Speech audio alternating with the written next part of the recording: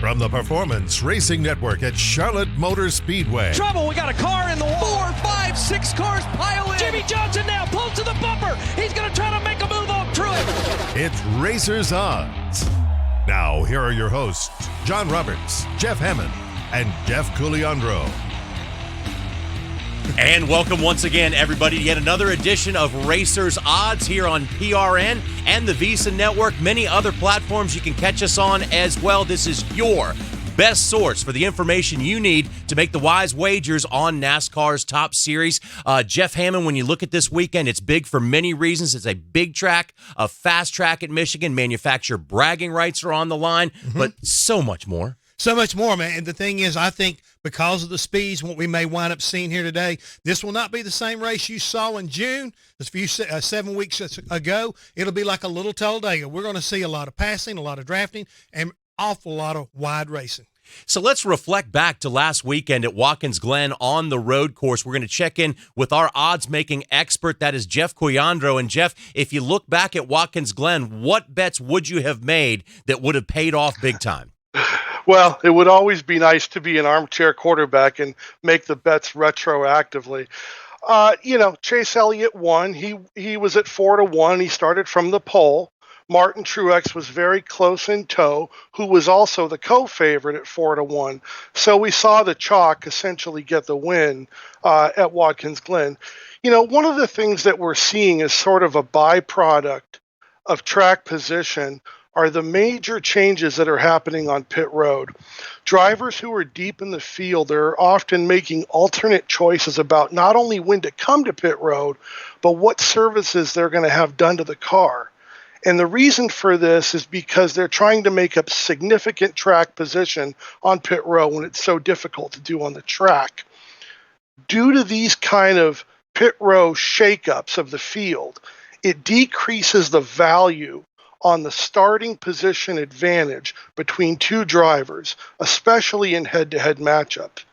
Now, let's hear from our pole sitter, Brad Keselowski, who will talk about the advantages of starting up front at Michigan. The advantage of being the pole sitter is really as dependent on how the yellows fall as anything else and the pit strategies fall. It can be a huge advantage if the race has a lot of yellows. If the race doesn't have any yellows, it can be even maybe a slight disadvantage with pit stalls and things of that nature. It as much plays out to how the strategy unfolds as anything else. So as we can tell, it's obviously key to start up front, as 6 of the last 12 winners have started from the pole at Michigan. John? All right, Jeff, thank you very much. Certainly be looking at that, because also another thing, Jeff Hammond, about this driver, Brad Keselowski, if he were to win, or if perhaps Eric Jones were to win, that would be the first Michigander that actually won at Michigan International Speedway. So that would be huge for them. Huge, yeah. A home track for both of those guys, and maybe a little bit of home track advantage along the way. So let's now get you out to that track at Michigan and check in for the latest from Pat Patterson. Well, good afternoon to you, Johnny, and to Jeff, and happy race day, everybody. We're racing in the Irish Hills of Michigan today. 2 miles super speedway, high speeds, and a whole lot of unknowns going into today's race. Let's start with the 3 P's that we're going to keep our eyes on this afternoon here at Michigan. The first P stands for PJ1. It's the traction compound that they've applied here at Michigan from about halfway up in the groove all the way up to the top of the racetrack. They're hoping that more application last night is going to give the drivers a third lane to race on this afternoon here at Michigan. The second P that we don't know about, we'll have to see how it all works out, it stands for package and passing. What kind of passing will we get today with this package on these race cars?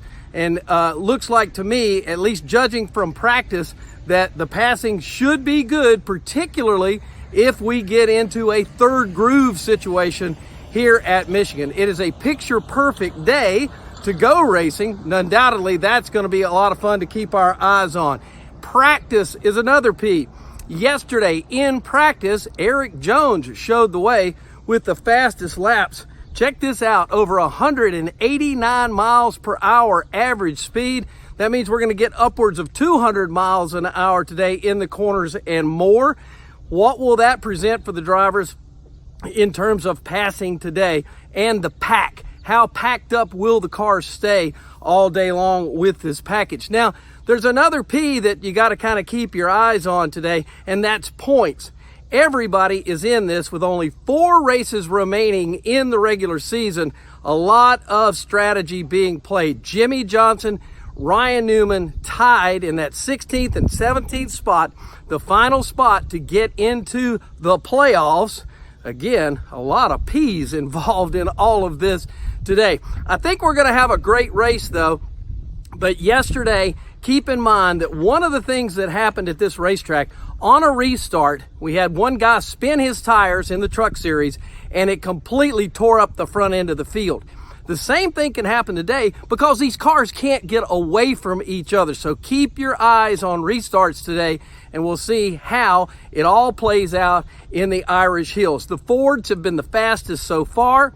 The Chevrolet's right behind. Brad Keselowski's on the pole. And I look for the Toyotas to be well represented before the end of the day. A lot of P's here in Michigan, the Irish Hills this weekend, and it's gonna be a great afternoon for racing. Johnny, Jeff, enjoy everything from Michigan.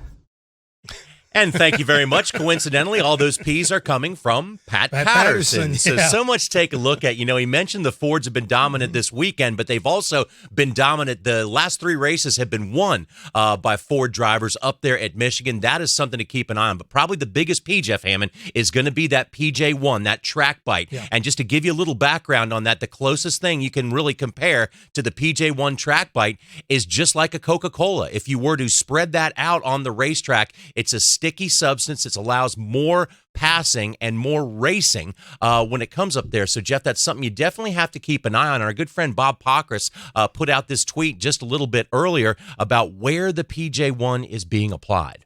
Yeah, I mean, the thing is, you can see there's the tire dragon that's up toward the top of the racetrack, up very close to the safer barriers. And that's an area that they would like to get the racetrack to kind of widen out, to keep the cars from racing basically around the bottom and the middle part of the racetrack.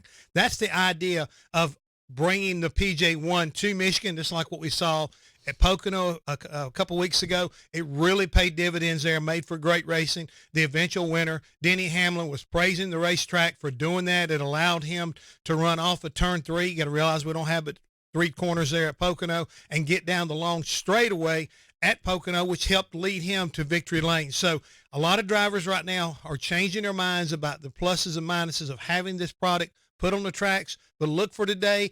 I really believe it's going to make for some exciting racing, and we're going to see a different style of racing. I mentioned it in my open. This racetrack is going to look a little bit like a little Talladega with the drafting and the multiple grooves that we're going to see because of it. The 7 weeks that are in between the 2 races at Michigan, that's the second shortest period of time on the schedule that we go back to race at the same racetrack. But even Joey Logano, the driver who dominated last time we were at Michigan, knows that 7 weeks can be a long time in terms of changing a racetrack, and you must adapt. I don't think so. I mean, you just have to be willing to adapt. You know, this is a good racetrack for Team Penske and the 22 team in particular, but you know, you have to be willing to adapt because, you know, what it took to win here in the spring was completely different than what it took to win here the last few times. You know, so you just got to be willing to change it up, and it'll be different than the spring race. A lot of teams brought different cars back, different body builds. Everyone learned a lot the spring race that'll that'll affect the race. And then, like we talked about, the traction compound up there, that can put a whole new set of questions into play. So you just got to be willing to adapt, even though it's a good track and you want to, kind of continue that trend of what's worked for you. You want to keep going with it, but you got to be willing to step outside the box still. And so therefore, continuing with our theme of P's, past performance may not be indicative of success this weekend. Will you just stop it? When you go to make your wager this weekend, though, you got to take that into consideration that a lot of drivers are going to have to adapt and change. The last race may not be the perfect source of information, may come more from what's going on this weekend. Okay, since you won't stop, I'm going to continue then. Please do. Okay, I'm going to say possibilities. That's what he's trying to explain to you folks. And he is understanding that these variables that we're bringing to you and your attention that will give them more possibilities. And it also means the competitors, his fellow competitors, will have more possibilities of things they can do with their race car, places that they can race that they couldn't race before. So it opens up that playbook. That's exactly what Joe is talking about. And for those reasons, man, it really makes us, supposedly experts, have to work extra hard to try to figure out who's got it figured out and what will be the end play by the end of the day. Yeah, and also, guys, some huge news coming out of the racetrack. One of the top drivers in the series will be going to the back of the pack. We'll tell you exactly who that is and what it means when we come back to Racers Odds. Get ready for every NASCAR weekend with VSiN's Point Spread Weekly. Editor Steve Makinen runs a simulation prior to every NASCAR Monster Energy race. He takes into account driver, team, track type, speed at practice, and more. The simulator is run 1,000 times and results are in Point Spread Weekly. Be better informed. Be better prepared. Enjoy NASCAR more. Point Spread Weekly. Subscribe now. Log on to vsin.com/subscribe. VSiN, changing the way you watch sports.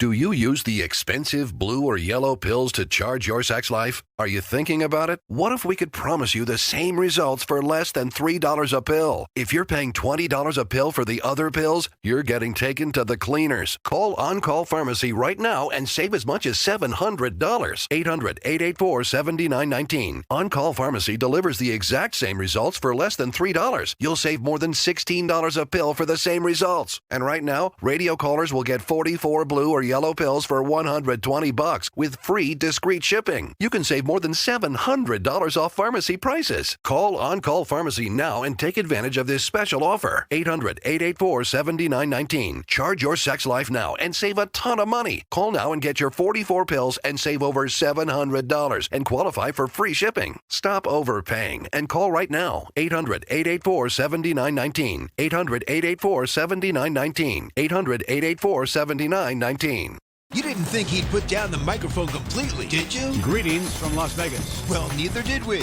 Hear legendary broadcaster Brent Musburger on the Vegas Stats and Information Network. I never told my wife how much fun I had when I was staying here for about 3 weeks. Oh, it's terrible living in a casino. It was the greatest 3 weeks of my life. This is the only book in town that's open 24 hours. There you go. Make that bet around 4 o'clock in the morning. You don't need a dress code. Pajamas are good. Brent Musburger on the Vegas Stats and Information Network. Sirius XM Channel 204. Hi, this is Doug Rice of the Performance Racing Network. Whenever the PRN crew heads to Las Vegas, we always stay at the South Point Hotel and Casino. You know, it's our home away from home. The South Point features great restaurants, free parking, and they go out of their way to make race fans feel welcome. So when you make your plans to visit Vegas and attend the South Point 400, it just makes sense to book into the South Point. The South Point also offers fantastic room and race ticket packages. Make your reservations now at southpointcasino.com. Are you ready to celebrate the thrill of victory and cash a ticket even on defeats? Make Point Spread Weekly a part of your prep for all the games. Baseball, football, golf, NASCAR. Point Spread Weekly. Sharpen your edge now with the help of Matt Humans, Dave Tooley, and the rest of my guys in the desert. Point Spread Weekly gets you ready with exclusive handicapping stories backed by proprietary data you won't find anywhere else. Go to vsin.com/subscribe. That's vsin.com/subscribe for Point Spread Weekly. And now more Racers Odds with John Roberts, Jeff Hammond, and Jeff Caliandro. And welcome back once again to this edition of Racers Odds. Whatever format you're watching us on, we're glad you're with us. Whether it's PRN, VEASAN, we remind you we're available on NASCAR.com, the VEASAN app, as well as YouTube and several other formats, and more to come, we hope. Here's the news out of the garage area right now. Martin Truex Jr. had his time disallowed for qualifying, will go to the back of the pack for some failing of inspection, and therefore at the same time he will also lose an engineer off the team, and therefore that has made a big change in his odds to win this race today. But now we want to bring in our good friend Steve Makinen, who is an odds maker and editor of Point Spread Weekly. Steve, thank you very much for joining us. Always a pleasure to talk to you. I think we may not be able to go as far as saying we get a little bit of a break this weekend, but we've had some very difficult to predict racetracks. Now that we're on a big 2-mile oval, what is the grade? What is the handicap ability of this race? Hey guys, it's a pleasure to be with you once again. Michigan, great track for handicapping historically speaking. Using recent statistics and such, I give it a handicap ability grade of A. There's only three of the other tracks on the circuit that actually rate higher than it. Steve, when you say something like that, we in the racers world, we call this a super speedway, and we were going to liken it, especially with the changes of the PJ1 and some of the improvements as far as the car itself was concerned. It's almost like a little Talladega. That's at least what we're going to be expecting this weekend. Have you factored any of that into your simulations for this week? Well, that will need to be done by bettors. Obviously, there's not much historical data you can go on based upon just changes to the track and such. The closest thing we could probably look at with the new aero package and such is what we saw back in June here. So, but with the compound and all that, the things that are changing here, it's going to be a bit of an interesting wrinkle to the race, and we'll see if it does have an effect on the handicapping strategy moving forward. Hi, Steve. How similar are your race simulations between the two Michigan races, from the June race to the August race? And it sounds like from their handicap ability being an A, that they're probably more alike in terms of grading than other tracks that NASCAR visits twice a year. Yes, I would compare it probably similar to the Pocono situations. Obviously, next year we'll have a different feel for the two Pocono races back to back. But Michigan having them just 2 months apart. The only things that will generally change quite a bit is if someone did unusually well at that track or at that race as compared to what they usually do at Michigan, or the momentum that they have gained since then. Hey, Steve, when you look at a driver in a car team, the quality of Martin Truex Jr. to go to the back of the pack, that has to adjust the odds just a little bit. But when you look back at some of the performances we've seen with cars with the top-notch vehicles going to the back of the pack that have made their way back up through the field, I would imagine that this wouldn't greatly affect Martin Truex Jr.'s odds to win, but it would have a slight effect on them. I would agree with exactly what you just said there. The stronger the car, the better the chance he's still going to make it up through the field. Maybe have a tougher time getting to the front, but I assume it's not going to affect his overall finish as greatly as you would think. So, in fact, if I just kind of played around with the numbers when I heard that news, and his average finish in my simulation had dropped to 11th position. So it's not like he's dropping down to the 15-20 range. He went from about 6th or 7th to 11th, so that's about how much it affected it, statistically speaking. Well, Steve, speaking of statistically speaking, last week you were sharing some ideas about some new betting options that you'd like to see brought out, and you suggested to John and I about the over-under deal.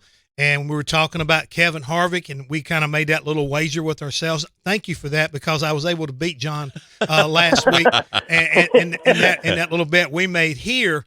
But is there any other ideas that you kind of like got on horizon? I mean, we come to a place like Michigan. Do you see this as possibly, because we talk so much about manufacturers, is that another good direction possibly for us to go in as far as betting is concerned, manufacturer versus manufacturer? Sure. Any types of props I think that you can come up with, it's as unlimited as your creativity can be, in my opinion. Now, one of the things, I was talking to somebody about this earlier this week, and I think with NASCAR, it makes for a great recreationally bet sport, because I think fans have such passions for certain drivers. You have to be ready to wager on it once a week. You know what I mean? So I think it's a great option as far as a recreational bettor is concerned. Now, one of the things I would like to see is, say I offered that to you last week, or say I'm offering to you Denny Hamlin today at 6.5. Maybe you can buy him. Maybe if you think he's going to be a top 4 driver this week, you can maybe get a little premium if you bet that number down to 4.5. Let's say 4.5 at 6.5, you're minus 110 odds. At 4.5, maybe you're plus 200 or something like that. You know what I mean? So you can play with those odds, get better odds if you have a good feel about a particular driver, or you can go the opposite way where you bet them downward. Say if the number's 6.5 and minus 110, go to 8.5. And maybe you don't have to pay as stiff of a price or something like that. You know what I mean? So just various options you can have for every individual driver. The number of bets you can have is unlimited, in my opinion. Hey, Steve, it seems like the momentum just keeps on going. Last week when we were talking, we had several different states that were pushing the legislation to the forefront that we really feel as if there's going to be more states jumping on. What is your take on this past week in terms, were there any huge breaking news items out of some of these legislatures, or was the wave going in the same direction towards people just moving in that direction to have wagering legalized? Yeah, I would say the latter. I think that wave is coming. I think if you're a state and you're not on that wave, or you're not riding that right now, you're going to be missing out quite a bit. I mean, I think the prediction was up to 35 states in 2 to 3 years, something like that. So if you're not on that bandwagon now, you're missing out. Especially, I think it's a great opportunity if you host a lot of live events. You know what I mean? I think that's a great revenue opportunity for a state. Okay, I've got a question about, if you're sitting here, and a lot of people are asking me this week who understand what I'm getting myself into when we do these racers odds, and I'm thinking about who may be a guy that might be a good long shot bet for the weekend. And I was kind of surprised to see, at least on what our stuff was showing, was that Chase Elliott, coming off a big win at Watkins Glen, is, at least what I'm guesstimating at 25-1, is a pretty good long shot for a guy who may have a lot of momentum coming to a racetrack. I'm calling Little Talladega, and he happened to have won at Talladega earlier in the spring. I mean, I think the Hendrick cars are going to be good, and I look for him to have a good day.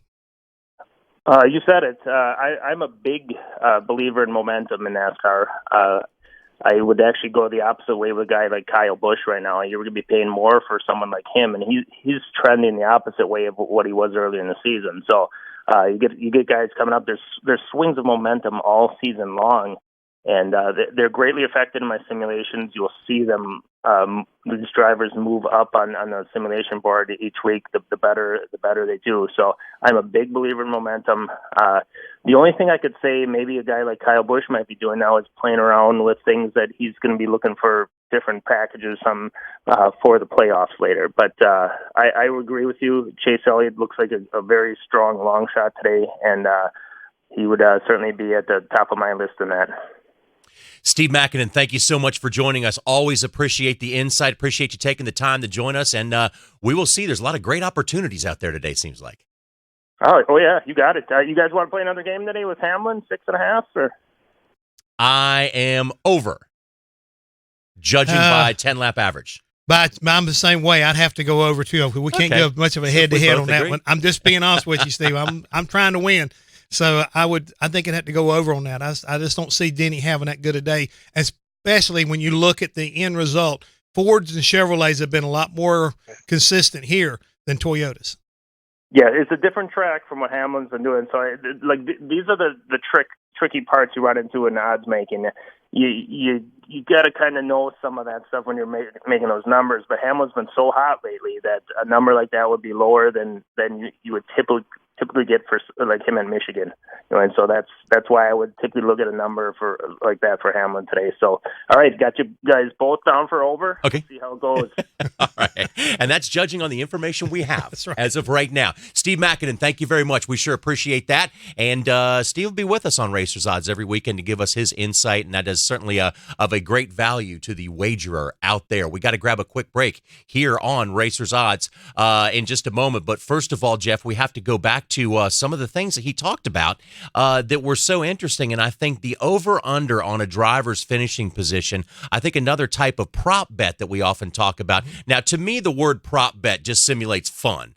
There's a serious business of doing the head-to-head matchups and the groups. When you talk about a prop bet, it seems to me a little bit more fun, a little bit more recreational. But then again, you got to take in the fact of the matter that, like, say, if you want to bet manufacturers, if you want to bet Ford, Chevy, or Toyota to win this thing, you got to take into consideration a lot of different things. Fords have won the last 3. But there's a Toyota that is trending in the right direction and also is on the top of the 10-lap average. That, of course, is Eric Jones. If you're looking at wagering today, Eric Jones is a very interesting guy in matchups, in groups, and perhaps even to win. No, because he has been basically on a hot streak. When you take a look at his overall finish in the last, 4 or 5 races, he's been in the top 5. I mean, he has been on a hot streak. He's put himself solidly up inside the playoffs. At one time, he was on the outside looking in. So this team is trending in the right direction. But at the same time, when you talk about, the manufacturer situation, I think it would be a great group bet, you might say, just like we do with our groups, because you imagine you basically got the Ford, Chevrolet, and Toyota, and you have an opportunity to, to pick which one is really maybe holding a hot hand. And you wonder, okay, after last week, would it be Chevrolet? Would it be Eric Jones? Or would you look at what Ford's been doing here, and particularly at Michigan? They've got the hot hand when it comes in here. And currently, with Brad Keselowski sitting on the pole, you got to believe they're going to be hard to handle once again today. Couple really big stories we're looking at today is, of course, the PJ1 traction compound that's been spread out over the track and also has been kind of ground into the surface by the tire drag, and that should add a lot of racing grooves as you go up to the top of the racetrack. But another thing, Martin Truex Jr. in that number 19 car, always a favorite anywhere you race. He will go to the back of the pack to start this race out. That has affected his odds slightly, but as Steve Makinen told us just a moment ago, not greatly, because we have seen these strong cars, especially on big, wide open ovals. Hammond come from the back of the pack. They can do it. You can pass. He's not off the board yet. No, and you got to understand, too, what they're factoring in is the one variable that is a constant. We're going to have stage breaks. So you have opportunity to strategize, what can I do to get track position? A lot of times back in the good old days, you didn't have that luxury. You didn't have that ability to know if you're going to get a caution, when you're going to get a caution. Now the engineers can go to work and say, okay, look, we're at the back of the pack. If we get to here, we need to do this. If we get so far here, we need to do that. So you got strategy. It's going to be factored into it, but it does mean you can't count this guy out. We got a lot of racing to do today. He's going to have a couple opportunities to make up ground. And take into consideration when you make your wagers who is sitting on top of that pit box. Cole Pern is a strategizer and an expert, and he'll be making Martin Truex Jr., helping him make his way up through the pack. So much to talk about, so many great opportunities out there today at Michigan. We'll be back with more Racers Odds in just a moment. The Edge, only on the Vegas Stats and Information Network. How you feeling? I'm feeling good. How you doing, bro? I'm feeling good, man. How you doing? How you doing? The Edge, weekdays 3 p.m. Eastern. The Raiders have made some sensational headlines. I don't think you or I or anybody who seriously handicaps the NFL saying, yeah, the Raiders are going to be a playoff. I'm talking about public more perception. about public team, especially in Vegas with the excitement with that team going to be here in 2020. Only on the Vegas Stats and Information Network. Sirius XM Channel 204. It's crazy. It is. Hi, this is Doug Rice of the Performance Racing Network. Whenever the PRN crew heads to Las Vegas, we always stay at the South Point Hotel and Casino. You know, it's our home away from home. The South Point features great restaurants, free parking, and they go out of their way to make race fans feel welcome. So when you make your plans to visit Vegas and attend the South Point 400, it just makes sense to book into the South Point. The South Point also offers fantastic room and race ticket packages. Make your reservations now at southpointcasino.com. Get ready for every NASCAR weekend with VSiN's Point Spread Weekly. Editor Steve Makinen runs a simulation prior to every NASCAR Monster Energy race. He takes into account driver, team, track type, speed at practice, and more. The simulator is run 1,000 times and results are in Point Spread Weekly. Be better informed. Be better prepared. Enjoy NASCAR more. Point Spread Weekly. Subscribe now. Log on to vsin.com/subscribe. VSiN, changing the way you watch sports. The IRS is the most feared agency in the world. You've heard ads from other companies offering to help taxpayers only if they owe over $10,000. Here at Platinum Tax Defenders, we're A-plus rated with the Better Business Bureau, and we're proud to be one of the only tax firms in the country who understands that people who owe less than $10,000 need help just as badly. The IRS doesn't care how much money you owe. They'll still garnish your wages and even seize your assets. So whether you owe just a few $1,000s or hundreds of thousands, call now for your free tax consultation. If you qualify, we may even be able to reduce your tax debt down to a small fraction of what you owe. So don't wait until the IRS seizes your property and garnishes your wages. Call 800-856-1330 and get your tax problem resolved once and for all. That number again is 800-856-1330. 800-856-1330. Are you ready to celebrate the thrill of victory and cash a ticket even on defeats? Make Point Spread Weekly a part of your prep for all the games. Baseball, football, golf, NASCAR. Point Spread Weekly. Sharpen your edge now with the help of Matt Humans, Dave Tooley, and the rest of my guys in the desert. Point Spread Weekly gets you ready with exclusive handicapping stories backed by proprietary data you won't find anywhere else. Go to vsin.com/subscribe. That's vsin.com/subscribe for Point Spread Weekly. It's more Racers Odds. And welcome back once again, everyone, to Racers Odds. I'm John Roberts, along with Jeff Hammond and Jeff Cuyandro. We are your best source on race day for the information you need to find out where the sharp money is when it comes to wagering on NASCAR. So we got the information you need, and we also are looking at a track this time around that gets an A for predictability, and that tells you there are some bargains out there. There's some really wise places to place your money this afternoon when it comes to wagering on NASCAR. Now, Michigan is a big 2-mile racetrack, but there's been some things this weekend that we're concentrating on in terms of news out of the racetrack. The first one, of course, is the PJ1 track compound, and basically sticky stuff on the top of the racetrack that's going to get you more racing areas and more room to pass. Now, the other thing is that former champion Martin Truex Jr. is going to the back of the pack in his number 19 Toyota. His odds have been affected. We'll see exactly what those are going to be before the green flag waves, but let's get back, Jeff Hammond, quickly to this PJ1 track bite. Our friend Bob Pockris put out a tweet not too long ago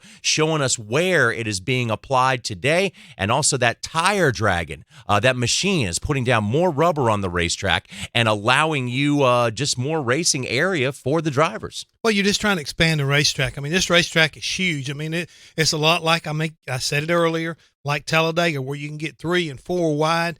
We don't have the banking, but it's still a wide racetrack, big sweeping corners. And if you could get to where you could go up and run around the top, a lot of these drivers would like to be able to do that. Number one would be Kyle Larson. This is where his comfort level is. He's looking for that cushion. He's looking for that fast groove around the racetrack. And folks, they're already running around this racetrack almost wide open. And if they're allowed to do that by using this PJ1, it's going to make for a more exciting race. You're also going to see more slide jobs. Some guys are going to be running across the corner, sliding up into that top groove, especially if it's got some grip, so that once they reach there, the car doesn't get into the outside safety barrier. All these things mean for more exciting race and unpredictability before the end of the afternoon. Yeah, when you're looking to wager, though, Kyle Larson got his first victory here at Michigan, then rattled off 2 more after that for a total of 3, but that was over 2 years ago. But then again, we never had this traction compound up there on the high groove where Kyle likes to run, so he is certainly someone to keep an eye on. So let's keep that in mind as we dive in right now to our matchups. Start out, Jeff Cuyandro, with matchup number 1. That, of course, is Kyle Busch versus Martin Truex Jr. When you look at those numbers, there they are. Martin Truex is the underdog, but perhaps now a bit of a more underdog when you look at where he's going to have to start this race from. He is, John. Good call. So at this point now, we've seen Truex float up to plus 115, and obviously Kyle Busch would be minus 135. So it has affected his odds going into this matchup. You know, at plus 105, starting where he was starting from, I liked him. But now he's going to have to make his way through a lot of traffic. He has no starting advantage over Kyle Busch. Not that that was such a major criteria, but now having to get past him is what makes it more difficult. So it's going to be a little bit tougher for Truex, it sounds like. One of the places you definitely have to look at in terms of making your wagers is that consecutive 10-lap average. Kevin Harvick finds himself third on that list in a long run, 10 laps or better. So, Hammond, when you look at this second matchup here with Kevin Harvick involved in it, he's up against Kyle Busch. But, man, Kevin Harvick looks like a good a favorite. He won here last year in the first race. No, and I think, again, he has been Mr. Consistency as of late. Since he scored his victory, just a few races ago, this team has really gotten, I think, a lot more consistent. They've been taking what they've been given, and it's been pretty darn solid. So I think it makes it easier when you take a look at a guy who won this race a year ago, who I believe is trending toward the playoffs in a pretty solid manner. And the opposite has to be with Kyle Busch. I like what I see here if you're a Kevin Harvick fan.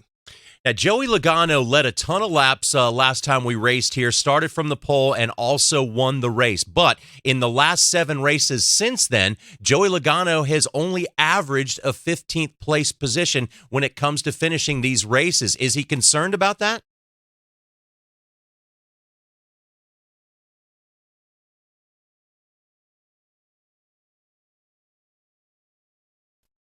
Races at Michigan. So I like him going into this matchup.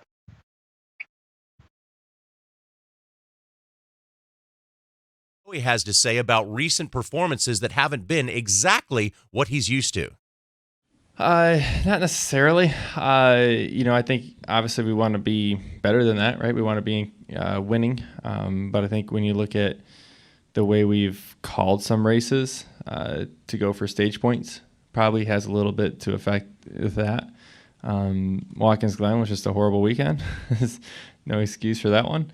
Pocono, we had our own set of issues that was a little bit unique, but we scored a bunch of stage points, but we didn't get the finish we wanted. So I can go through probably all the races and make an excuse for each one of them on why we finished where we did. But I wouldn't say our speed's been 15th, right? Maybe the last few, really Watkins Glen's kind of its own beast, so I kind of write that one off till we get back there next time. But really, I don't feel like our speed's been that far off. I do feel like the field has closed up a lot over the last few weeks from what we had early in the season, which just means we need to try to move ahead again. That's the biggest thing is as you get closer to the playoffs, everyone's got to start trying to find and dig deeper down inside and try to find that little extra. And, we're getting to that point of the season where you got to start finding it and be ready to come out, guns a-blazing when you start the playoffs ready to rip. So I don't feel like we're far off. We're further ahead than we were last year and we won the championship. So I feel pretty confident about it. Yeah, actually, right now, through this number of races from last season, Joey Logano was averaging a 12th place position of finishing. Now he is averaging 10.1 is his average finish. So he's talking about he feels like he is in a better position than he was when he won the championship. He definitely is when it comes to average finishing position. But also, Jeff Hammond, when you look at this, we'll take a look at the other matchups that are going on. But one thing that has changed greatly since NASCAR went to this playoff format, what first happened, remember when we first went to playoffs, once you won, you were in, and that was just it.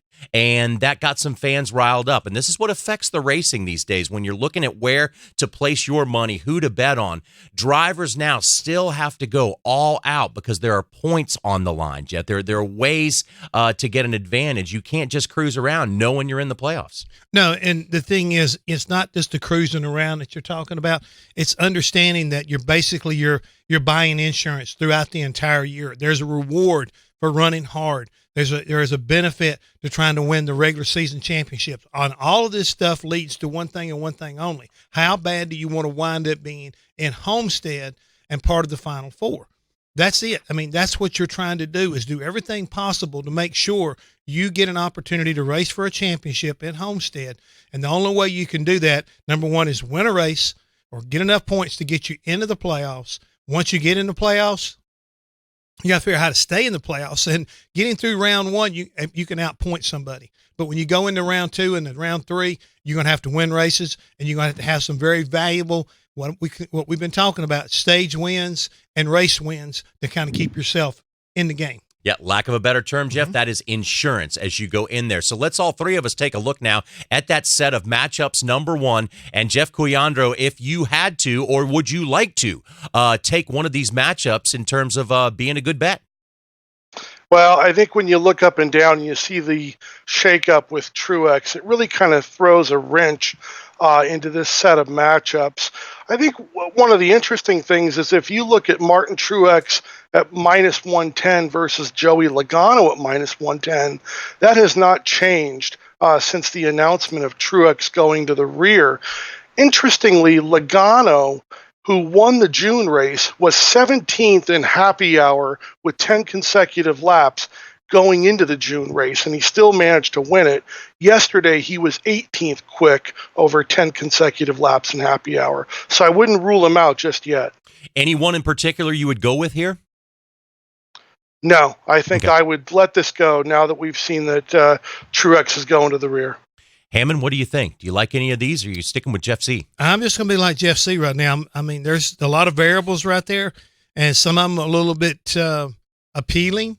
But no, right now I've got a feeling that I'm kind of working with, and that's not in matchup number one. Well, let's take a look then at matchup number two and see what kind of driver head-to-head matchups we have here. Harvick and Joey Logano. Joey Logano plus 120 at that one. Then we see some of the other drivers that are intriguing to look at here. Kyle Larson at even to Denny Hamlin. Now, Denny Hamlin has won at this racetrack before. Matter of fact, Denny Hamlin gave Toyota their first victory here because, remember, we're talking about bragging rights for the manufacturers. Detroit, the Motor City, just up the road, and you have Chevy and Ford headquartered up there, but Toyota loves to come here and break up that party. Couple of Ford teammates in this one, Brad Keselowski and Joey Logano. Brad Keselowski is your odds-on favorite to win the race as an individual driver, and of course is Joey Logano is the underdog to him. And Jeff Cuyandro, Kyle Larson is very interesting to look at this time around because of the 3 victories he has at this racetrack. Yeah, he really is. You know, and you think that the PJ1 may play right into his hands. The only thing about it is when I look at him, I look at Kurt Busch as an underdog to Larson, starting 13th, and he was just outside the top 10 during happy hour. I like the way he's finished, especially at Michigan over the last 3 races. He has one of the best average finishes of the entire circuit. So I like Kurt Busch as an underdog to Kyle Larson. Seems in this group, guys, that we're looking at here, it seems in this group there are some pretty intriguing wagers that look like they could play out well, especially on like we call a track that is fairly predictable here. Steve Mackinnon gave it an A for predictability, and these wagers look pretty interesting. They do, and I'm really curious. I'm kind of leaning the same way between the Kyle Larson, Kurt Busch scenario, but just because I wanted to do a little maybe head-to-head bumping with Jeff C., I would go the other way. I'm going to go with Kyle Larson against Kurt Busch, and I believe right now the momentum is on Kyle Larson's side. The PJ1 is definitely on the top side of that racetrack where he wants to be, and I believe at the moment Kyle Larson has got the incentive to race the smartest he's ever raced his entire career because he wants to, number one, make it into the playoffs, and he may get himself back to victory lane by being smart and a little bit aggressive against somebody like his teammate. Yeah, and once again, take this into consideration when you're making your wagers. It was only 7 weeks ago that we ran at this racetrack, and these head-to-head matchups are not necessarily based on what happened, but more what happened in the last 7 weeks than what happened the last time we raced at this racetrack. So, guys, before we move on from our second set of matchups to our third, anything here that really intrigues you? Either of you guys? I think that when you look at Brad Keselowski versus Kevin Harvick, to see Keselowski as an underdog starting from the pole is very, very odd, considering that the pole winner has won 6 of the last 12 races. And with that number 1 pit stall, that's a huge advantage, especially if there's several caution flags like Brad said earlier. So I like Keselowski as an underdog to Harvick.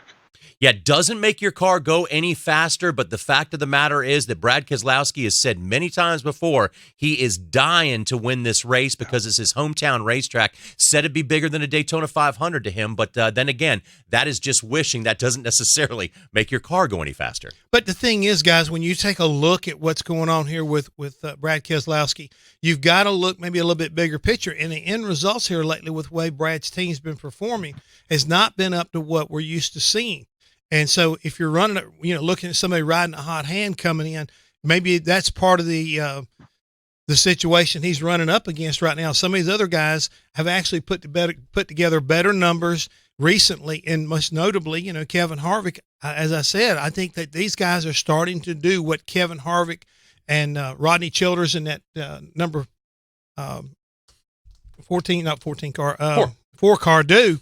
So it's this, they're more trending in the direction of a playoff team than I've seen in recent weeks. So I like what I'm seeing there for those reasons. But I feel like Brad and them guys, they haven't got their game face on, at least not yet, for me to believe they're ready to go to the playoffs. We're going to take a quick break here, but perhaps one of the best wagers of the week is coming up here in our group number 3 of matchups. We'll dive into that when we get back to the Racers Odds. Stay with us. Gone Racing. There's still wheel to wheel. The weekly NASCAR show that gets you ready for this week's big race and more. Oh, yeah! Take a ride with us to Victory Lane on Gone Racing. We just got these lines last night. It was plus 700 on Brad Keselowski. He's already down to plus 550, so I think we know where the money is. It's going that way. And that's where my money would have been, too. Thursday nights at 10 p.m. Eastern on VSiN, Channel 204, and SiriusXM NASCAR Radio, Channel 90. Great job. Hi, this is Doug Rice of the Performance Racing Network. Whenever the PRN crew heads to Las Vegas, we always stay at the South Point Hotel and Casino. It's our home away from home. The South Point features great restaurants, free parking, and they go out of their way to make race fans feel welcome. So when you make your plans to visit Vegas and attend the South Point 400, it just makes sense to book into the South Point. The South Point also offers fantastic room and race ticket packages. Make your reservations now at southpointcasino.com. Get ready for every NASCAR weekend with VSiN's Point Spread Weekly. Editor Steve Makinen runs a simulation prior to every NASCAR Monster Energy race. He takes into account driver, team, track type, speed at practice, and more. The simulator is run 1,000 times and results are in Point Spread Weekly. Be better informed. Be better prepared. Enjoy NASCAR more. Point Spread Weekly. Subscribe now. Log on to vsin.com/subscribe. VSiN, changing the way you watch sports. Jake was in big trouble with the IRS. He owed how much? $92,000. Ouch. The IRS left no room for Jake to breathe. They put a lien on my house, took all the money out of my bank account, took money out of my paychecks. So it was a nightmare. He needed help fast. I figured that all these companies were the same until I called Federal Tax Management. You could just tell they knew what they were talking about. Right then and there, I felt like I had some hope. Stop the liens, levies, and garnishments fast and qualify for one of several special IRS programs that could reduce or even eliminate your tax debt. So, how'd it go for Jake? They did what they said they would do. They came through for me. I ended up saving an unbelievable amount. I was so jazzed. I was extremely happy. If you owe more than $10,000 in back taxes, take Jake's advice. Give Federal Tax Management a phone call. If they help me, they can help anybody. Call the Federal Tax Management Hotline now. 800-425-6381. 800-425-6381. 800-425-6381. Are you ready to celebrate the thrill of victory and cash a ticket even on defeats? Make Point Spread Weekly a part of your prep for all the games. Baseball, football, golf, NASCAR. Point Spread Weekly. Sharpen your edge now with the help of Matt Humans, Dave Tooley, and the rest of my guys in the desert. Point Spread Weekly gets you ready with exclusive handicapping stories backed by proprietary data you won't find anywhere else. Go to vsin.com/subscribe. That's vsin.com/subscribe for Point Spread Weekly. We're back with more Racers Odds. And welcome back, everybody. We're glad to have you along for the ride here on Racers Odds. We're giving you the information you need to make a wise wager when it comes to NASCAR's top series. Today, racing at the Big Fast wide open racetrack of Michigan, where, of course, those manufacturer bragging rights are on the line. Let's take a look at our third set of matchups and our final set of matchups. And, guys, I'm thinking when you're looking at these right now, you got to look a lot at Clint Boyer as the underdog in the matchup here. Clint Boyer won here this race last year. Granted, it was rain shortened. But when we look at it, Jeff Coyandro, Eric Jones, Clint Boyer, they're neck and neck basically when it comes to fastest 10-lap average. But Clint Boyer finds himself an underdog. He does. And, there's been so much steam on Eric Jones the last few weeks that I'm really not surprised that we see Boyer as an underdog. Boyer was in the top 2 of all happy hour sessions in terms of length. I think Jones has too big of a price to lay at minus 130 here. Gotcha. Jeff? Well, when I look at the last 5 races that Clint Boyer's run here at Michigan, yes, he does have one win, but he's only got one other finish above 15th, and that was the 12th place finish. Everything else, including the race in the spring, he was 35th. So Michigan's not been a good racetrack for him in the last 5 races. So I think he's going to need a little bit of turning around. I know he had a great practice, but we have seen him be fast, and on a lot of practice charts and not be able to close the deal. That's what they've got to do. They got to close the deal out. Otherwise, they're going to be dealt out of the playoffs. So the clock you just saw on the top of your screen, that is a countdown clock to the green flag, and we're also scrolling at the bottom of the screen the individual odds for these drivers to win this race at Michigan. So now when we go back to those matchups and see some of the head-to-head drivers in this matchup number 3, we have our first Ryan Blaney sighting of the day so far. He finds himself as an underdog, but again, one of those drivers that seems to be trending in the right direction. Top 5s with the exception of coming through the field at Watkins Glen, top 5s in the last 5 races. Yeah, but when you look at who he's up against, I can see the Boyer situation, but when I look at him up against the rest of it, I don't get it. I don't, because this is a situation where against Eric Jones, this guy has been really, really fast as of late. So, Jeff Coyandro, if you have to look at one of these, what perhaps would there be one on this sheet that you would be interested in, or would you leave this whole group alone? I think there's a couple ways you can go here. I look at the Chase Elliott versus Kurt Busch matchup, and you look at Kurt Busch, and he has an average finish of 4th in the last 3 races at Michigan. Consequently, we saw Chase Elliott win at Watkins Glen last year. Well, he followed it up with a 21st place finish at Michigan the week later. So I like Kurt Busch in this matchup. The other matchup that I like is Ryan Blaney as an underdog versus Clint Boyer. So you got Blaney at plus 110. Starting 7th, he was in the top 10 from all lap averages during happy hour from 5 to 15 consecutive laps. I think he's going to be tough today. Jeff Hammond, anyone you like in this group you would go for? I'm looking at the Alex Bowman-Daniel Suarez matchup. Here lately, Suarez is trending the last 2 races. He's at an 11th and a 4th. And when you go up against Bowman is just a little bit off of what he's been doing as of late. And you got to realize Bowman's already in the playoffs. Daniel Suarez, he's needing a good run today to try to secure a place in the playoffs. So he's trying to gain some points. So I look for him to be really going at it and trying to make a lot of you might say, take some chances to try to get up front and stay up front. So historically speaking, at this time during the season, we really don't see a lot of shifting when it comes to who's inside the playoffs or who's outside the playoffs. But once again, we don't race the history book. We race this positioning in terms of who needs to do what. Daniel Suarez, 23 out. A good run would help him quite a bit. 23 positions on the racetrack is where he finds himself behind Jimmy Johnson and Ryan Newman to get that last spot. But then again, a win changes that completely. All around. Jeff Coyandro, when we look at these matchups week in and week out, sometimes there are drivers that are very conspicuous by their absence, not being put into a head-to-head matchup. Yeah, we do see that, definitely, John. And, that's usually the result of a couple different things. One of them is the recency for how well a driver has done at that track. Now, a way to look at this is if we were at Daytona or Talladega, we might likely see Ryan Newman and Austin Dillon involved in head-to-head matchups where they're not normally involved in other week-to-week tracks. So your past performances or your track pedigree really can help dictate, how many matchups you might be on. And the Westgate typically offers 20 matchups, generally consisting of about 16 different drivers on a week-to-week basis. So between their past performances and even in part their current performances going into that race, that can be the reason for a driver may not making the matchup grid. And perhaps, Jeff, another way to put that is if there is no intrigue in a particular driver, it's going to be very hard to get wagering on both sides. True. And the other thing you run into, John, is ultimately going into the week, the odds makers want to make it as close as they can to minus 110 on each driver.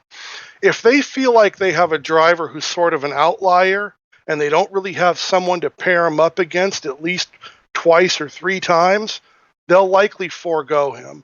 So inconsistency can also take you out of the running as a matchup driver. Okay, real quick before we go any further here, when I hear this kind of dialogue on what you guys are talking about, we're talking about the action. Is that correct, Jeff? When somebody said you want action on this individual, this driver or pair of drivers, and the more action you get, that gives you the better odds or gives you more opportunity, at least for the odds makers to feel like they have a chance to make money.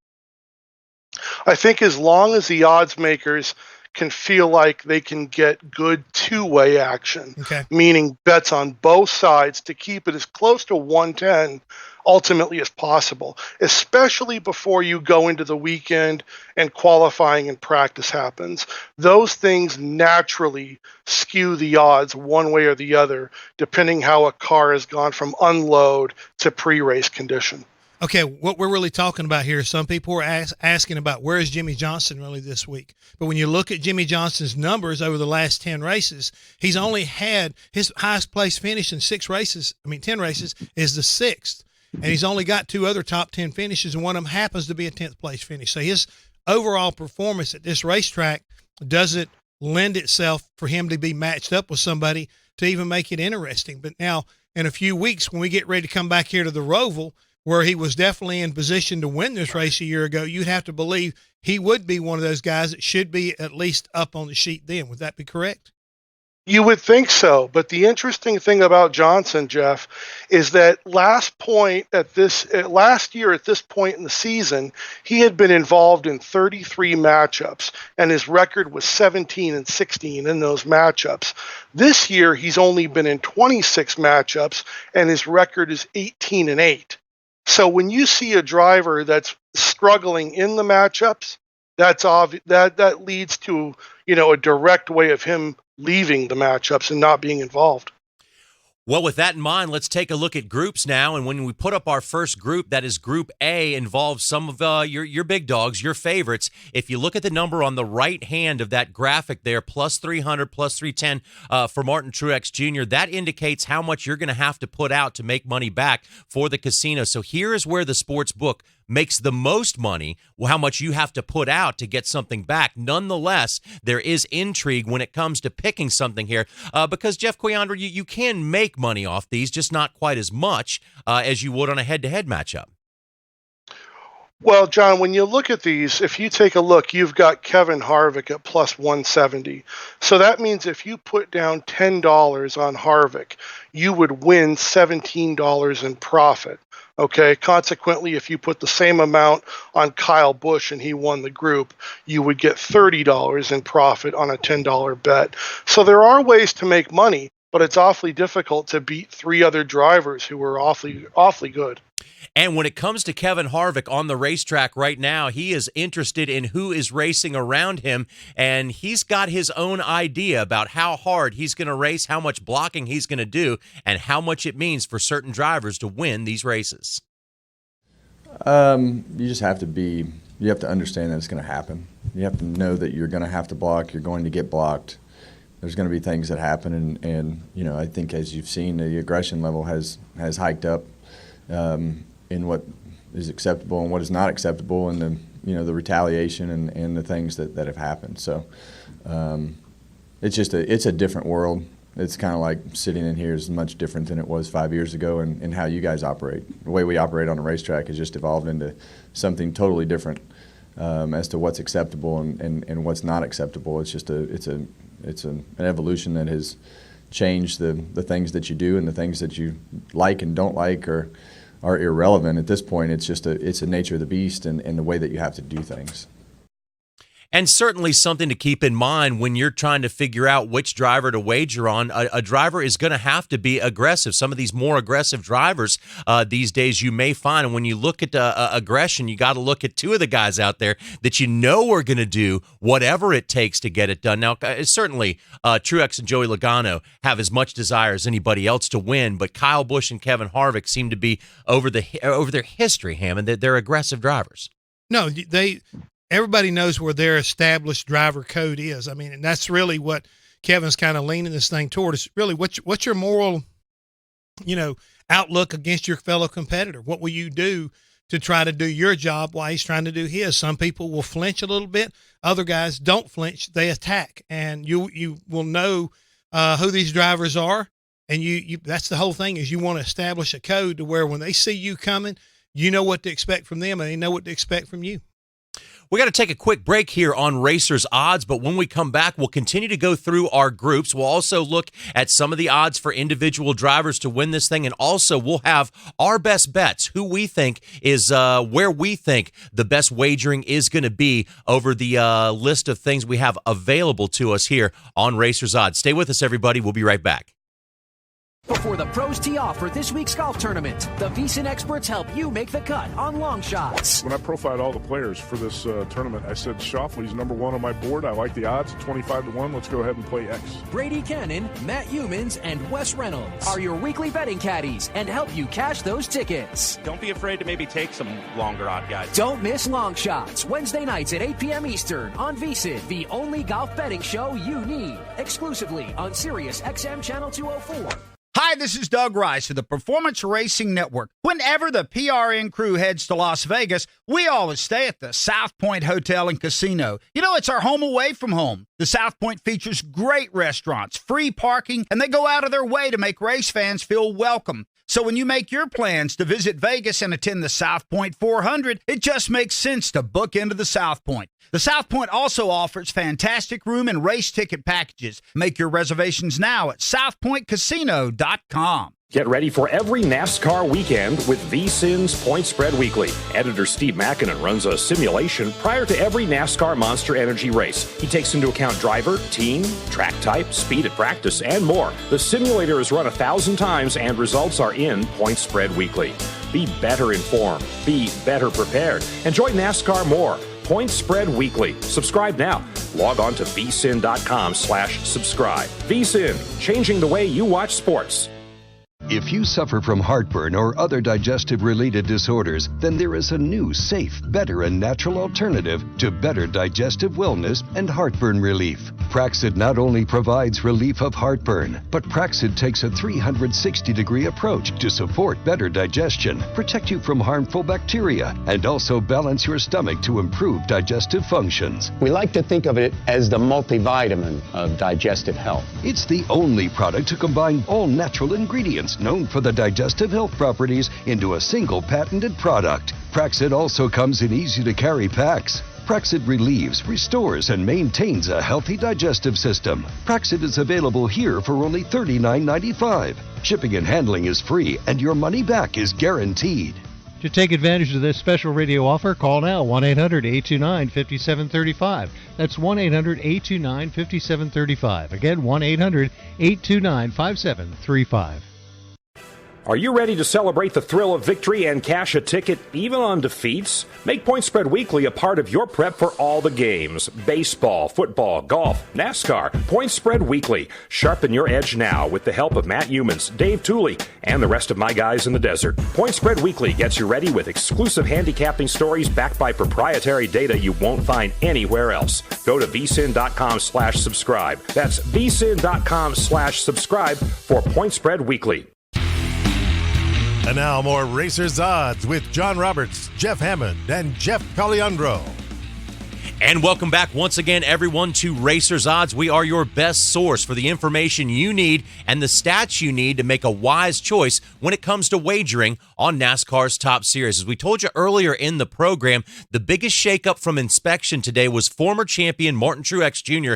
is going to the back of the pack in his number 19 Toyota. That affected his odds slightly, though, but not as much as you may think. Strong cars have been able to come through the field these days, so you got to keep that in mind when it comes to making your wager today. So, guys, we left off just a moment ago. We went through the first group, which included Martin Truex Jr. Let's now look at our second group of drivers that we are available to wager on. And just to remind you, you pick a driver here. It has to be the one that finishes ahead of the other three drivers. And Jeff Coyandro always cautions us as we go into these things. It is very hard to beat three other drivers. But, Jeff C., with that in mind, let's take a look at this Group B.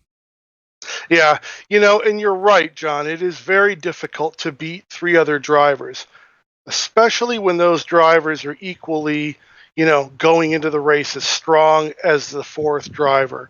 Where we don't have that is Group B. Keselowski is clearly the best car going into the race with the best pit stall of this group. I believe that he's actually misgrouped, if you will. So I like him at plus $1.25. That's a very short price, but I compare this to him being even money versus Harvick. I think overall I'd rather have Keselowski at a plus number to defeat these other three drivers than even money versus head-to-head against Kevin Harvick. So, Jeff, do you feel like in Group B that perhaps BK should be moved up and maybe knock somebody out of our Group A, which tends to be the favorites, tends to be the faster cars? Yeah, it would have been, he just was put into Group B at the beginning of the week. He won the pole. That's a big advantage. And now he's with, three other drivers that have looked okay, but not as good as he's looked so far this weekend. So perhaps when it comes to groups, that may be the one to go for right there. Hammond, what do you think? Would you stick your neck out on the line for Brad Keselowski against those three? I don't think you're sticking your neck out.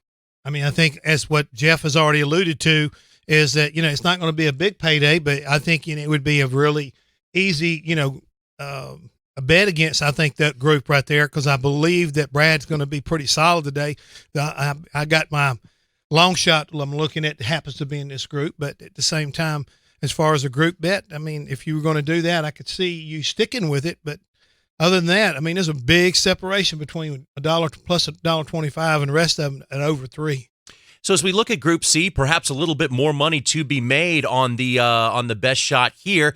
Eric Jones had the best 10 consecutive lap average, and that's something we look at every week in terms of who may be good on these long runs. You have to run 10 laps or better in practice. There's sometimes drivers don't do that and they get left out. But at plus 195, Jeff C., perhaps Eric Jones could be a little bit of a moneymaker here in Group C.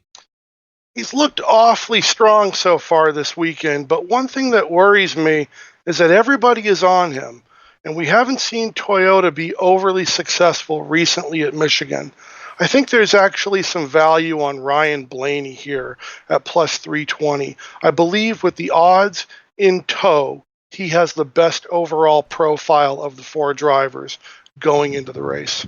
So Group D shows us our first Jimmy Johnson sighting of the weekend when it comes to wagering. But we must take this into consideration, guys. Last 5 weeks, it seems as if Jimmy Johnson has qualified well, run well in practice, and then when it comes to race time, Hammond, they just cannot put the whole package together, even with the new crew chief of Cliff Daniels. Well, he's only had one race, so I hate to be too critical of him on that situation. But, yes, Jimmy Johnson's MO so far, take a top 10 car and make sure you finish 15th or worse. So that is the problem with Jimmy, and anytime you see him show up, you got to kind of go, uh-oh, what are we going to get? Yeah, you never know these days, but also that is a 7-time champion and a former Michigan winner as well.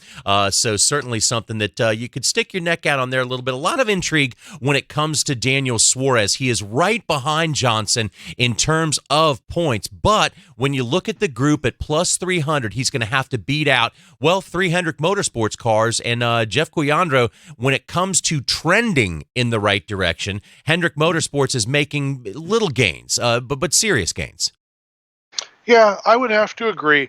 The interesting thing here is that Johnson went into the weekend at plus 280 to win this group. He's been bet down to plus 230, so there's a lot of steam on him. Jeff, I'd like to ask you a question here. We saw Daniel Suarez sort of tap the wall at the end of happy hour. He didn't get back in the car before happy hour had expired. Mm-hmm. Would you have any concern about him going into the race with essentially an untested fixed car? No, because if it had been bad enough to mess up the alignment of the chassis, they would have went to a backup. Anything that they're doing cosmetically has got to still meet NASCAR's requirement. So with that being said, I think it would be very hard for me to be worried about the car going to the line and not being 100% ready to race in good enough shape to be able to get the job done today. Otherwise, that group, like I said, would have appealed with NASCAR and they would have went to a backup car. And so we started out this season wondering what was wrong with the Chevrolet drivers. Granted, Ford has dominated Michigan lately, but the Chevrolet drivers have won 4 of the last 7 races this season, so that may be trending in the right direction as we take a look at our Group E when it comes to group wagers here. And you could call this group, with the exception of Ryan Newman, Hammond, you could call this group drivers who need a win or they most likely will be left out of the playoffs. Yeah, you talk about, it's win or nothing with the exception of Ryan Newman. And Ryan so far has raced so smart, he's showing a lot of savvy and that experience that he brings to the table. I believe this man is on a mission this year to make some points to a lot of people, including the people at Richard Childress Racing, as well as at Roush Fenway, that they made the right choice bringing him on board. He's doing a masterful job, I think, of taking a car that has not been known to be a competitive ride and making it a competitive ride. And I like him in this group right now. I actually think all the groups I've seen so far, I would love to build a bet on Ryan Newman because I think he would wind up beating these other 3 drivers handily today at a racetrack where he's good at. This is his style of racing, and they got a lot on the line.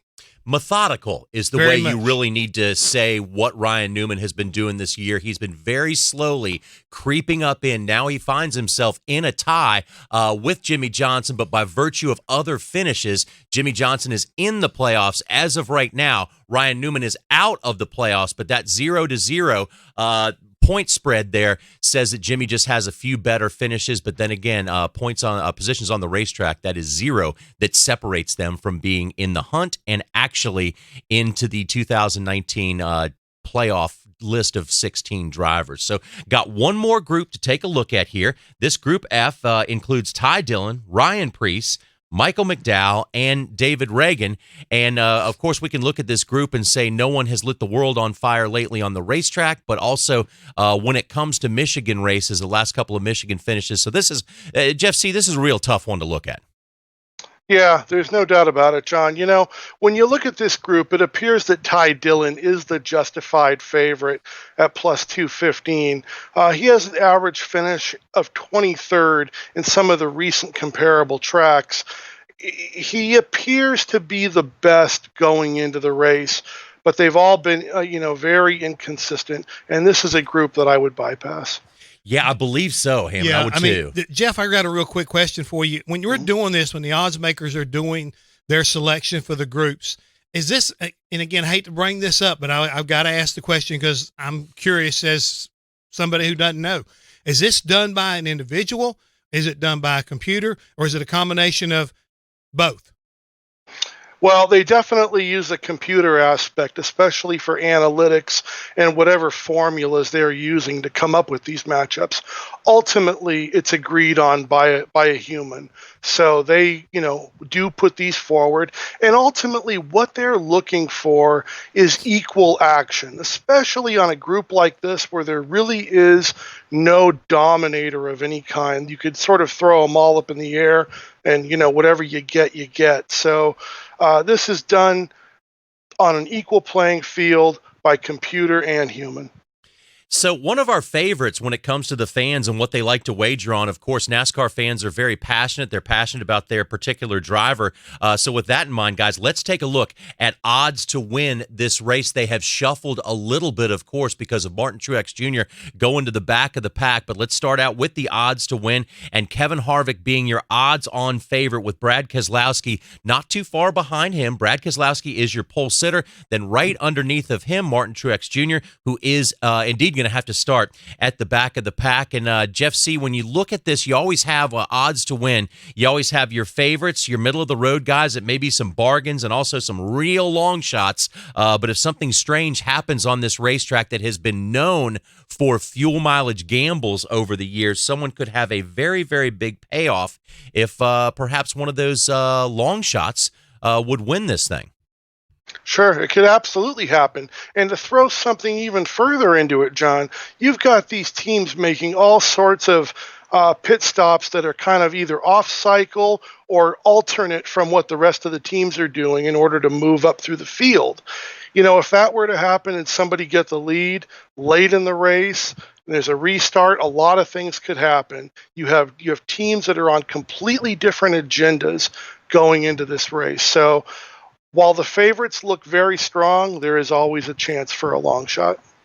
And once again, said it before, but it's just historically happens that at this time of year, we usually don't see a lot of shuffling in that top 16. It certainly can happen this time around because we've had so many different winners recently. But let's take a look at the odds to win the championship, because these are becoming much more clear, Hammond. And when you start this out at the beginning of the season, you just say, okay, I think Kyle Busch is going to have the best odds just because of past performance. Now we have data to back this up. Who has accumulated these playoff points and who really is running on a championship level? No, you're right about that, but you also got to understand in about 4 more races, this picture is going to get real, real clear. And what I find interesting right now, if you have any inkling at all that Ryan Newman's going to make the playoffs and may wind up making a run for some reason, you might want to go down and find $10 and throw on a guy at 500 to 1, because if he makes the playoffs, he could wind up, being an interesting player just to have some fun. But there is definitely an alignment coming, especially with that column on the left-hand side that we're looking at, starting with Kyle Busch, about how strong we really believe these top 4 or 5 cars actually are. And some of the history, if you want to put history into some of those, I wouldn't call them long shots, but at least something that may be a little bit longer of a shot. Jeff C., Chase Elliott has had some pretty good luck in the playoffs. He tends to heat up at the end of the year, so a 10-1 on Chase Elliott seems like that might be one of the wiser wagers in that list. Do you agree? Well, I think it could be. I'm not completely sold that Hendrick is back. Yes, we've seen them win, but we've seen them win on road courses, super speedways. I'm not completely sold. I would go just a little bit deeper and take a look at Denny Hamlin at 12-1. He's been just outstanding this year, and I like the way he looks, shaping up as we head into the playoffs. Hammond, if you looked at one of those longer shots, what do you think? I tell you right now, I like what Jeff C. is getting. He put you in your place. I love that. Well, he does. Because the fact that somebody's got to. Well, I mean, like you say, everybody wants to talk about what's happened recently, and I'm with you on that. I mean, I'm excited the fact that Chase Elliott backed up last year win at Watkins Glen and commanding performance last weekend to make 2 in a row. But you got to start looking at championship contenders. You got to realize something, John. Chase ain't got no history down there at Homestead. True. He's got to make it to the Final Four. You got to get into Homestead to be a actual thought process of winning a championship. And if you'll take a look at the top 4 guys on that list, they're all former champions. They've all had great runs. I mean, Kyle Busch, Martin Truex Jr., Joey Logano, last year's champion. I mean, Brad Keselowski. These guys are the recent cream of the crop. Yeah, you're 5 deep in champions. That's right. So they deserve, that respect. And that's the reason why you see Chase Elliott where he is, and that's the reason why you see Denny Hamlin where he is. He's having a fantastic year. But if he had a championship, he wouldn't be behind Chase Elliott right now. I can promise you that. And that's why you see the odds where they are, because it is so difficult to even win a race. It is even more difficult to win a championship in the modern-day format of NASCAR's Top Series. So we're going to take a quick break here on Racers Odds. When we come back, our picks of the week. Stay tuned. There's some good ones out there, and we got them for you. A Numbers Game with Gil Alexander. Ladies and gentlemen, our pleasure to have Jeremy Piven in studio. I'm really good friends with Julian Edelman. He and I are very similar size and almost identical, except he's an elite athlete. I'm not. Other than that, everything lines Same up. person. Yeah, same. I run the same routes. Every time we see Julian Edelman on Sunday, we'll be thinking of you. There you go. A Numbers Game with Gil Alexander. Weekdays from 10 a.m. to noon Eastern. VSiN.com and Sirius XM 204. VSiN, the news you need to win. Hi, this is Doug Rice of the Performance Racing Network. Whenever the PRN crew heads to Las Vegas, we always stay at the South Point Hotel and Casino. You know, it's our home away from home. The South Point features great restaurants, free parking, and they go out of their way to make race fans feel welcome. So when you make your plans to visit Vegas and attend the South Point 400, it just makes sense to book into the South Point. The South Point also offers fantastic room and race ticket packages. Make your reservations now at southpointcasino.com. Get ready for every NASCAR weekend with VSiN's Point Spread Weekly. Editor Steve Makinen runs a simulation prior to every NASCAR Monster Energy race. He takes into account driver, team, track type, speed at practice, and more. The simulator is run 1,000 times and results are in Point Spread Weekly. Be better informed. Be better prepared. Enjoy NASCAR more. Point Spread Weekly. Subscribe now. Log on to vsin.com/subscribe. VSiN, changing the way you watch sports.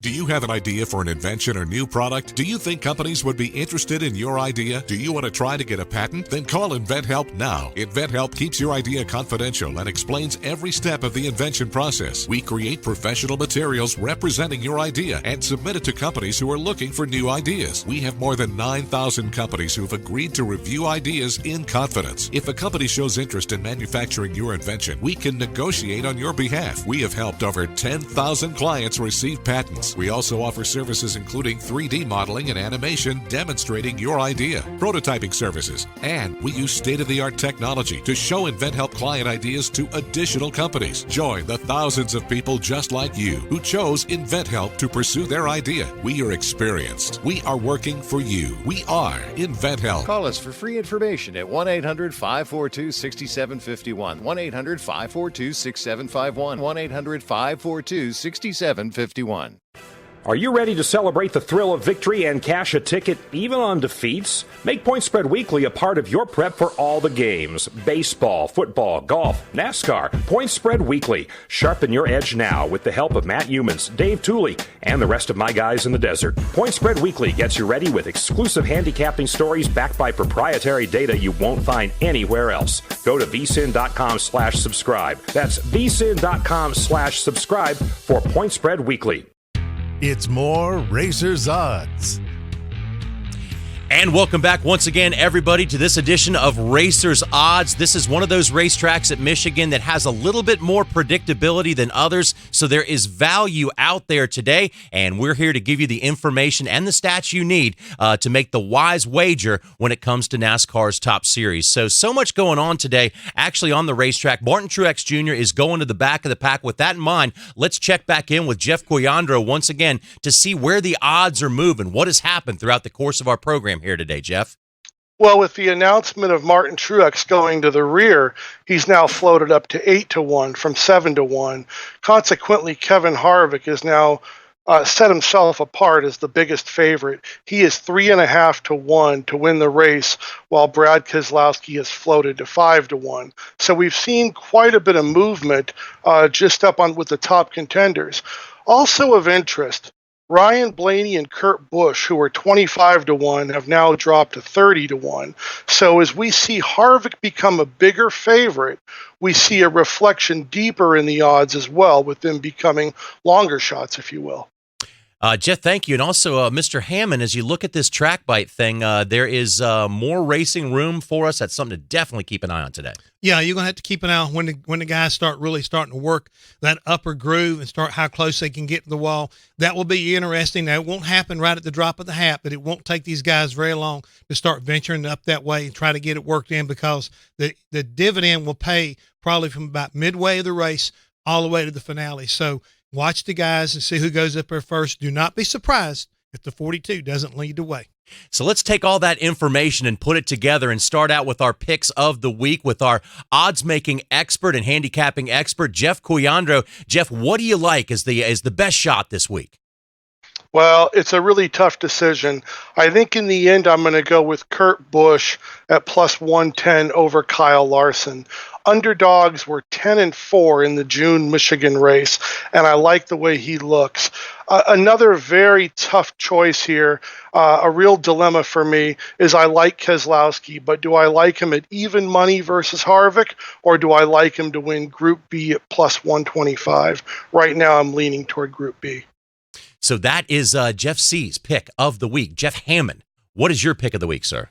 Well, when I heard about Jeff C. and who he was going to go with, I was kind of having a feeling about Kurt Busch and these two teammates going against each other.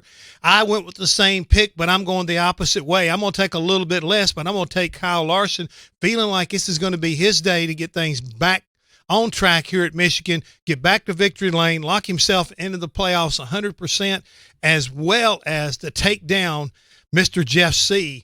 when it comes to that head-to-head competition. I could not resist it. I'm sorry, Jeff. I got to do it. So a little extra added bonus for us today. Jeff Hammond, what's your long shot of the week? I'm going to take the momentum that Chase Elliott is bringing into this racetrack this weekend. I feel like his qualifying reflects I believe he has a legitimate shot of making some noise. Think about it like this. Jeff C., if I put $100 on a 25-1 long shot today, what would my dividend be? You would leave the window with $2,600, $2,500 of it would be profit. Yes, that's what I want to try to do. I just feel like this cat is coming in here with the right attitude, and he may surprise somebody. And as you said earlier, we're talking about the Chevrolets, how hot they've been recently. They may be ready to take down the Fords at Michigan. Yeah, this trend of the Chevrolets has me intrigued in one matchup, and there's good reason for this matchup to be what I think is the pick of the week. If you look at Chase Elliott, not only did he sweep last week all the stages, pole, and win, a dominating performance, now he goes into a track where his finish is 7.4. That is the best average finish at Michigan of all drivers, not active drivers, not past drivers, of all drivers, a 7.4 average finish for Chase Elliott. He finds himself in a head-to-head matchup with Kyle Larson. Granted, Kyle Larson has won at this racetrack 3 times, but there have been almost 2 full seasons of racing in between the time that he has won there. And if you look at those average finishes, odds to win, I'm going to take Chase Elliott at plus 110, and I think that's going to be a big payoff. I really see Chase Elliott trending at the right time of this season. You know who the last Chevrolet to win here was Kyle Larson. True. Okay, just to make sure you knew that. Little nugget. And the next Chevrolet that is going to at least finish better than Kyle Larson is going to be Chase Elliott. Uh-huh. The trends, the numbers, they say so that we that agree. is a small We agree. My long shot and your shot, the same shot. I think so. Yeah, fantastic. And that long shot on the wagering, Jeff Cuyandro, we didn't get you really to weigh in on that. Chase Elliott, again, you pointed out earlier that he went off a win at Watkins Glen last year and had a very poor performance at Michigan. This time around, the numbers say otherwise, I think. Well, they might, but he really didn't show himself during happy hour at all. He was outside the top 20 overall consecutive lap averages. And I just don't know if he has a sort of trying to wake up from his big win last weekend, or exactly if Hendrick maybe doesn't have the speed, or maybe they've got us all fooled and the cars can really handle, and we're going to need that today. It's very difficult to say. But I think if I were going to go deep today with a long shot, I'd like Ryan Blaney at 30-1 now. Okay, yeah, 30-1 for Ryan Blaney, and there's a driver who has a lot of pressure on him. Again, pressure doesn't make a car go faster. Wanting to win doesn't necessarily make your performance better, but there's a couple things we got to look at in terms of that desire factor that we have. Of course, Ryan Newman is outside, the first car outside looking in. And also we have 2 drivers that are up there that want nothing more than to win at their hometown track. Again, Eric Jones looks very good, not comfortable enough right now in terms of points. Brad Keselowski has won his way into the playoffs, but those two drivers, BK2 starting on the pole, and Eric Jones leading the way in 10 consecutive lap average, those are two hungry drivers to win in front of their hometown fans. How bad do you want it? I mean, that's what we're getting down to. When you get the remaining races going into the playoffs, how bad do you want it? Do you get an opportunity? Can you go for it? And that's what everybody's thinking and talking about today when you go to Michigan. The opportunity, the variable that's going to be the big thing in the room has to be the PJ1, that traction bite. Will it work today and give us that third lane at the top and allow these guys to do something they haven't been able to do in a long time, run the top? Yeah, and remember, guys, we talked about putting that traction as we scroll through some of the matchups that we've talked about today and some of the groups as well. That traction bite, that compound track bite, was first put out at Bristol.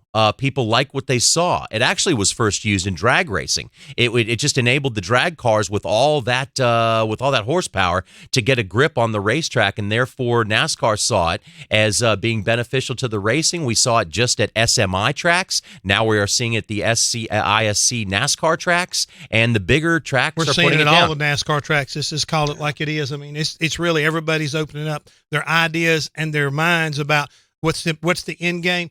Better racing, more side-by-side racing, and more passing. And I think it's what the drivers are really appreciative of right now. One of the rules of thumb that has worked over the years in NASCAR is the fact that what the fans like, the drivers don't necessarily like. The playoff format is one example. This is one thing, though. At first, the drivers didn't like the concept of the track bite. The fans loved it. But now we're getting some drivers. Denny Hamlin, it's specific.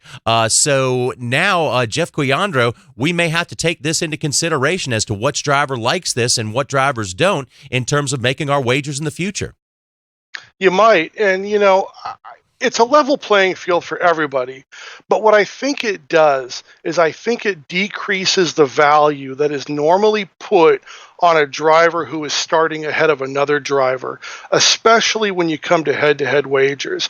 I think with more passing and more pit road variances, I think starting position, the gap between two drivers, now means less.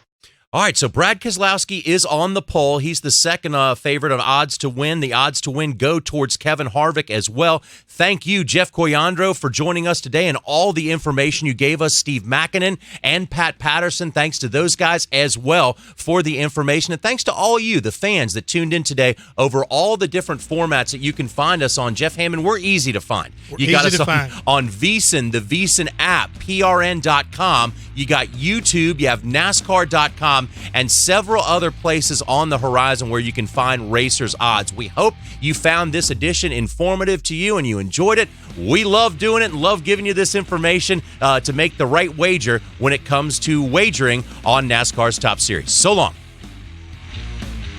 This has been Racers Odds, a presentation of TRN, the Performance Racing Network.